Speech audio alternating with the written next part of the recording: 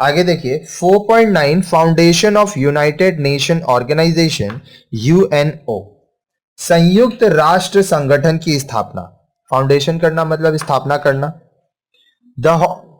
The horrors of wars made the world leaders realize the need of an international organization for peace. अब देखिए, युद्ध की विध्वंसता ने दुनिया के नेताओं को शांति के लिए एक अंतर्राष्ट्रीय संगठन की जरूरत का एहसास कराया।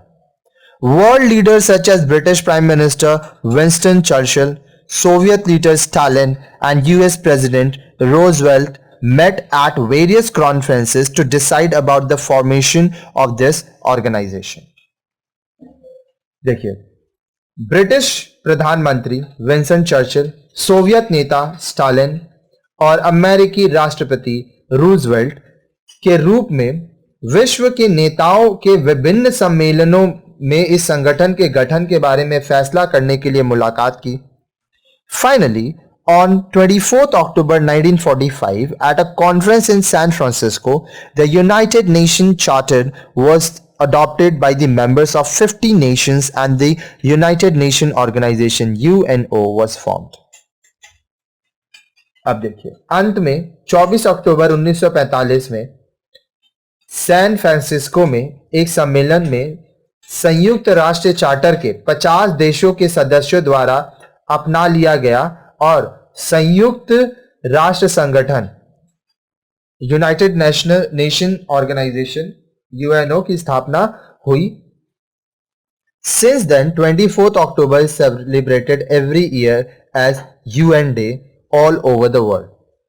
तब से दुनिया में सभी देशों में 24 अक्टूबर को संयुक्त राष्ट्र दिवस के रूप में मनाया जाता है। The UNO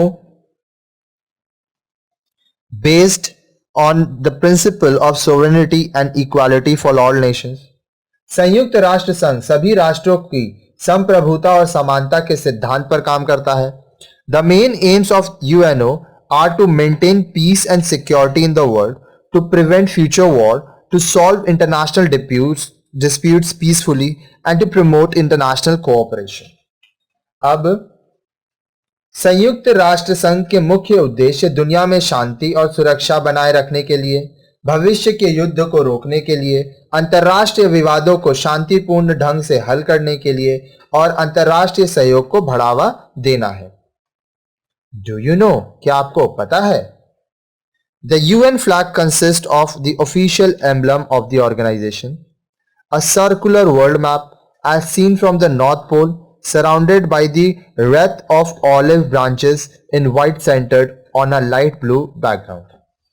संयुक्त राष्ट्र संघ का जो ध्वज है, एक परिपत्र दुनिया के नक्शे के रूप में उत्तरी ध्रुव से देखा एक हल्के नीले रंग की पृष्ठभूमि पर केंद्रित सफेद में जैतून शाखाओं की एक माला से घिरा हुआ है, सरकारी प्रतीक होता है। इसका जो फ्लैग है, किसका? यूएन फ्लैग, उसके बारे में बताया गया है। अगर आप देखना चाहते हैं तो आप इंटरनेट में सर्च करिए यूनाइटेड नेशन ऑर्गेनाइजेशन फ्लैग, आपको उसका फोटो मिलेगा। 4.9.1 4.9.1 objective of United Nations Organisation, संयुक्त राष्ट्र संघ की उद्देश्य। Like the League of Nations, which was established after World War I, the UN too had a major objective of maintaining international peace and security. प्रथम विश्व युद्ध के बाद स्थापित किए गए राष्ट्रीय संघ की तरह ही संयुक्त राष्ट्र भी अंतर्राष्ट्रीय शांति और सुरक्षा बनाए रखने के एक प्रमुख उद्देश्य से स्थापित किया गया था। It also had another major objective to develop friendly relations among nations on the basis of equality and achieve international cooperation in solving economic, social, cultural and humanitarian problems. इसका भी समानता के आधार पर देशों के बीच मैत्रीपूर्ण संबंध का विकास और आर्थिक, सामाजिक, सांस्कृतिक और मानवीय समस्याओं को सुलझाने में अंतर्राष्ट्रीय सहयोग देना था। To promote human rights and fundamental freedom for the people of the world was one of the aims of the UN. अब देखिए, यहां बोला जा रहा है कि दुनिया के लोगों के लिए मानव अधिकार और मौलिक स्वतंत्रता को बढ़ावा देना संयुक्त राष्ट्र के उद्देश्य में से एक था। It was also to act as a common platform for harmonizing the activities of various nations for the attainment of the objective of the UN. यह भी संयुक्त राष्ट्र के उद्देश्यों की प्राप्ति के लिए विभिन्न देशों के विभिन्न उद्देश्यों की प्राप्ति करना था, ताकि उनकी जो विभिन्न गतिविधियों में तालमेल बने रहे, और राष्ट्र संघ ने एक आम मंच के रूप में काम किया। चलिए आइए अब हम लोग देखते हैं intext question 4.3। Name at least 4 Balkan state, 4 Balkan state के बारे का नाम बताइए। Greece, Bulgaria, Albania, Croatia. ठीक है। Which countries form the triple alliance, कौन से देश थे जो ट्रिपल अलायंस बनाए थे?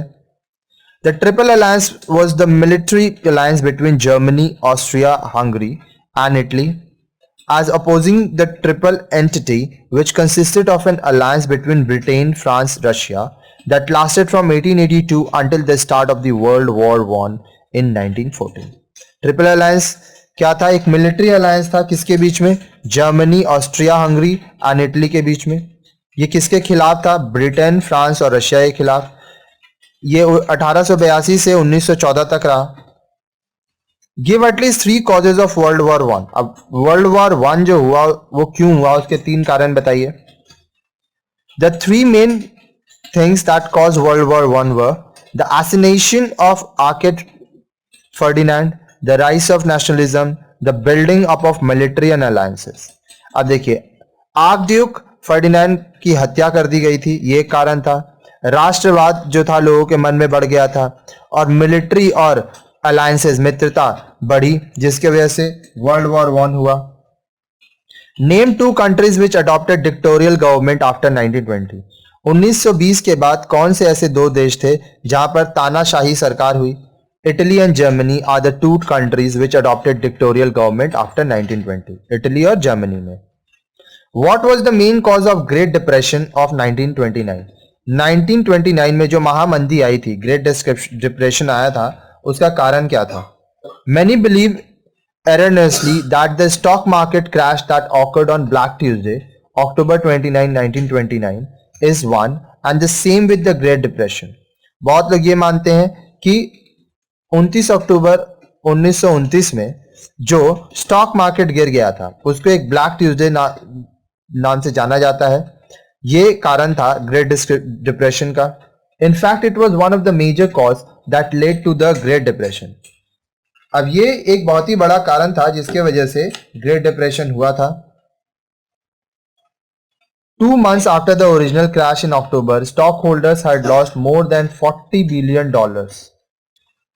अब जो स्टॉक मार्केट गिरा था अक्टूबर में, उसके 2 महीना बाद जो स्टॉक होल्डर्स हैं उन लोग लगभग $40 बिलियन उन लोगों का नुकसान हुआ था।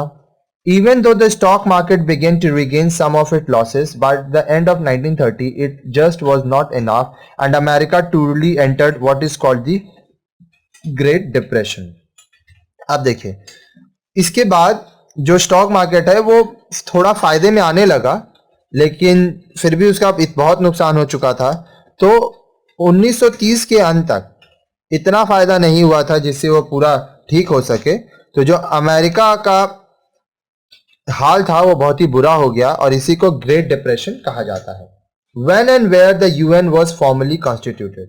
कब और कहां यूनाइटेड नेशन का स्थापना हुआ था? The UN was formally constituted on 24th October 1945 in San Francisco, USA.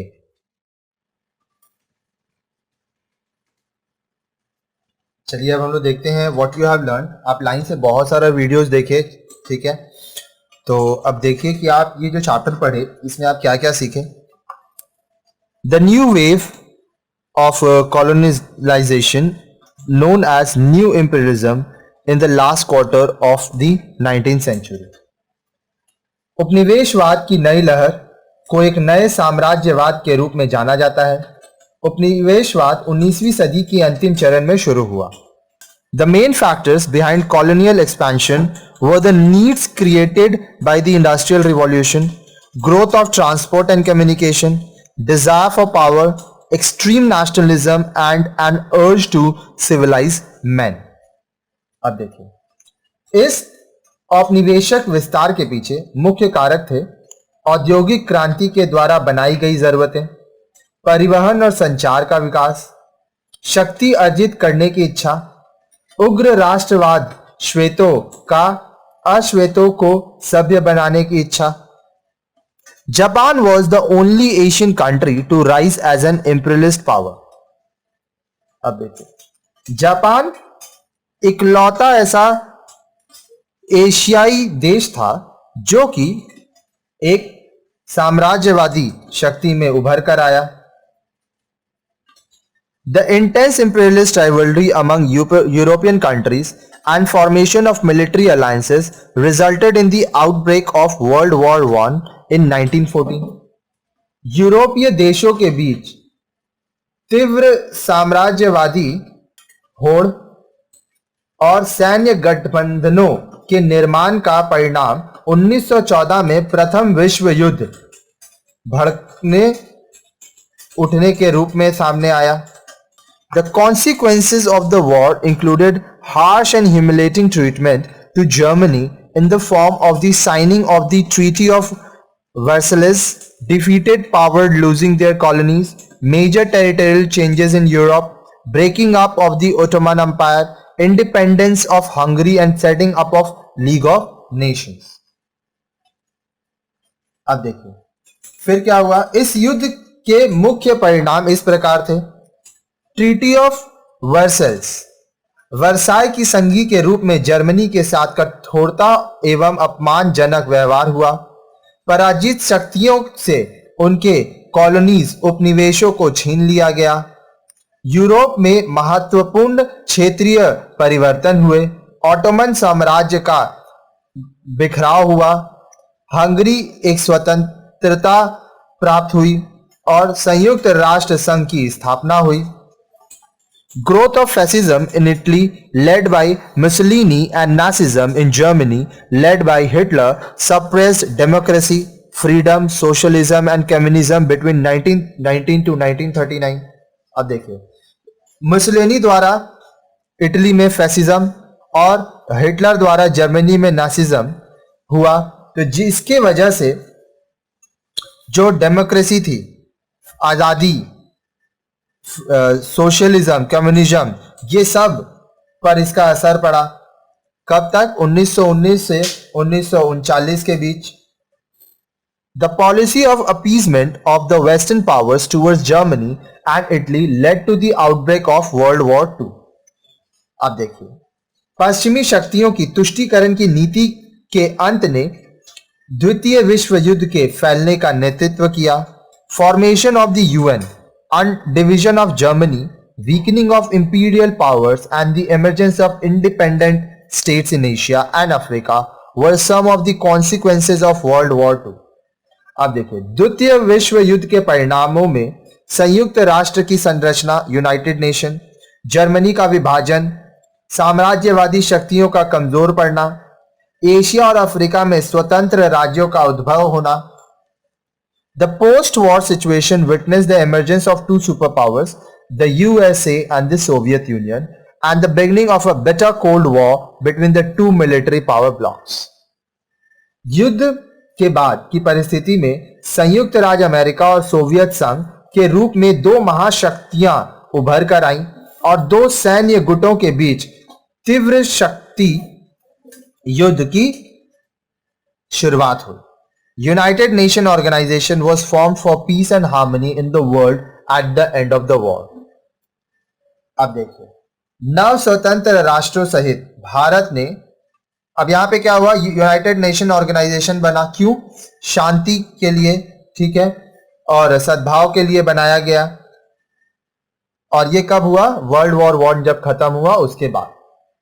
तो इसके बाद वाले वीडियोस में अब क्वेश्चन आंसर्स पढ़ेंगे, तो उस वीडियो को देखिए और सीखिए.